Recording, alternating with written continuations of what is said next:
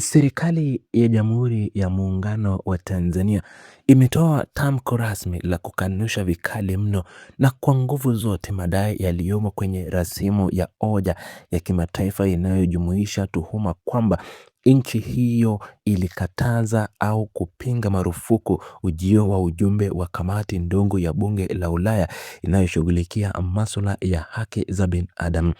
Viongozi waandamizi wa serikali wamebainisha kuwa taarifa hizo zilizosambazwa katika nyanja za kimataifa ni upotoshaji mkubwa sana wa kidiplomasia ambao hauna msingi wowote wa ukweli na unalenga kupotosha uhalisia wa mahusiano yaliyopo kati ya nchi hii na mashirika wake za kigeni.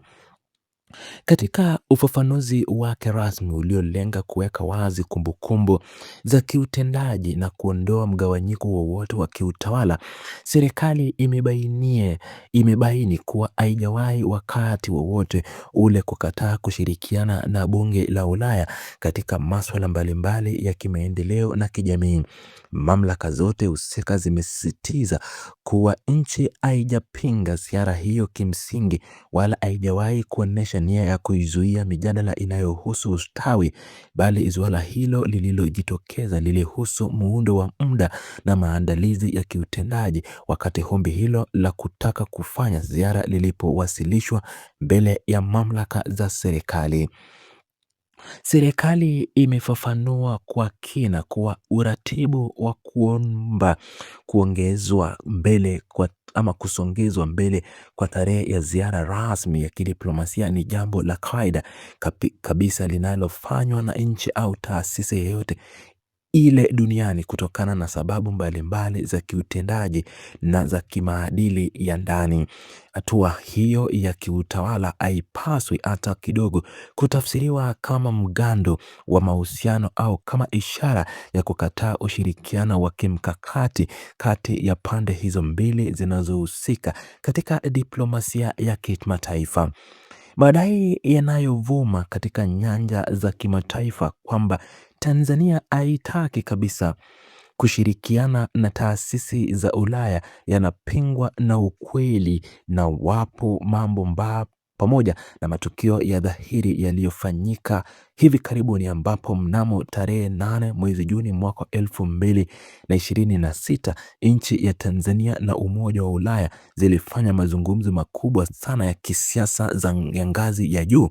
Katika vikao hivyo vilivyohusisha viongozi waandamizi, pande zote mbili zilipata fursa ya kujadili kwa uwazi mkubwa masuala mbalimbali mtambuko ilikiwemo mifumo ya utawala bora, masuala ya haki za binadamu, uwajibikaji wa taasisi za kiserikali pamoja na mwenendo nzima wa mambo jinsi ilivyokuwa baada ya kukamilika kwa uchaguzi mkuu uliopita wa mwezi Oktoba mwaka wa 2025.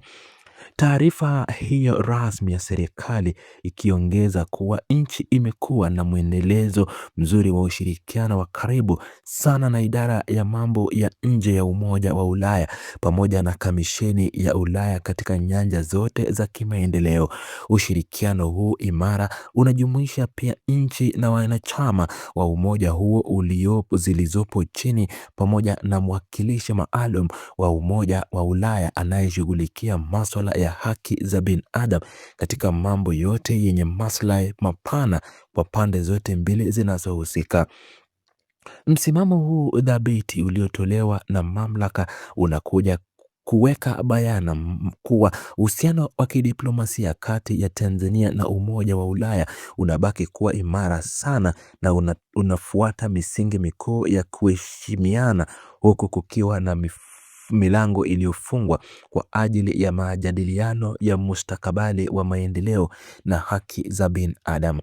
Ufafanuzi huu unalenga kuondoa kila aina ya dhana hasi na kuonyesha kuwa nchi ipo tayari kuendelea kutekeleza makubaliano yote ya kimataifa kwa kufuata taratibu zilizowekwa za kisheria na kidiplomasia bila kuathiri uhuru wa nchi yoyote ile inayoshirikiana katika ushirikiano huo.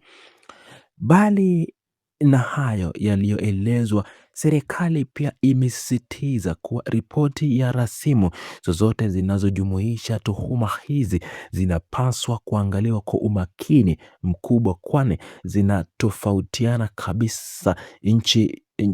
zinatofautiana kabisa chini ya hatua za kiutendaji zinazochukuliwa kila siku na viongozi wa Wizara ya Mambo ya Nje katika kuimarisha diplomasia ya nchi na taasisi za Ulaya. Mchakato mzima wa kupanga na kuratibu ziara za kimataifa unahitaji muda wa kutosha ili kuhakikisha kuwa malengo yote ya pande zote mbili yanafikiwa kwa ufanisi wa hali ya juu bila kuwepo kwa mwingiliano wa majukumu mengine ya kiserikali.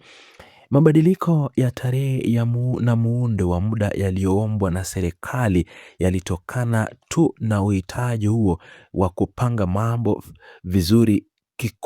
kiutendaji ili kutoa nafasi nzuri ya majadiliano pindi ujumbe huo utakapowasili nchini. Kwa hiyo kutafsiriwa ombi hilo kama hatua ya kuizuia au kukataa ushirikiano ni kwenda kinyume kabisa na misingi pamoja na desturi zinazokabiliana zinazokubalika katika mahusiano ya kimataifa na diplomasia duniani kote. Mustakabali wa ujumbe huo wa mahusiano, serikali imebainisha kuwa ushirikiano wake na Umoja wa Ulaya umekuwa na matokeo chanya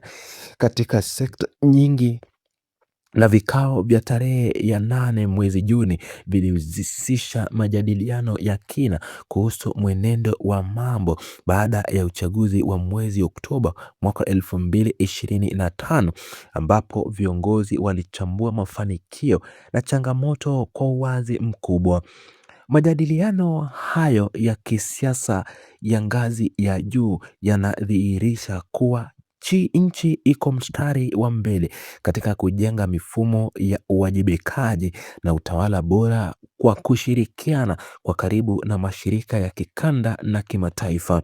Kazi inayofanywa kwa ushirikiano na idara ya mambo ya nje ya Umoja wa Ulaya pamoja na Kamisheni ya Ulaya imekuwa ikiguza maeneo mengi yenye maslahi na pamoja na imekuwa ikitekelezwa kwa kuzingatia makubaliano ya pamoja na kuheshimiana kwa mamlaka za pande zote mbili. Uwepo wa nchi wanachama wa Umoja wa Ulaya na mwakilishi wao maalum wa haki za binadamu katika mchakato hii, milango ya mawasiliano au kukataa kukutana kwa wajumbe wa kimataifa. Msimamo huo dhabiti wa Jamhuri ya Muungano wa Tanzania unalenga kuweka wazi kwa jumuiya ya kimataifa kuwa nchi inaendelea kuheshimu diplomasia na itajadiliana kila wakati kuhusu mustakabali wa maendeleo na haki za binadamu kupitia milango iliyofungwa iliyotengwa maalum kwa ajili ya majadiliano ya kiwango hicho. Kazi kubwa inayofanywa na diplomasia ya nchi kwa sasa ni kuhakikisha kuwa ukweli wa mambo unafahamika na kwa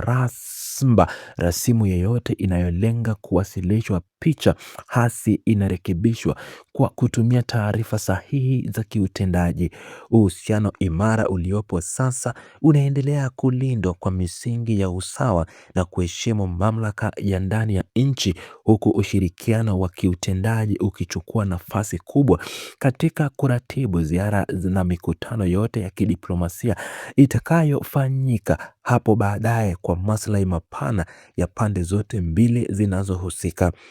Mabadiliko ya kiutendaji na taratibu za kupanga muda zilizojitokeza wakati wa kuwasilisha ombi la ziara la kamati ndogo halipaswi kamwe kuchukuliwa kama mtengano, bali kama sehemu ya maandalizi ya kawaida kabisa yanayolinda ubora na ufanisi wa ushirikiano uliopo baina ya pande hizi mbili zenye uhusiano wa muda mrefu wa kihistoria.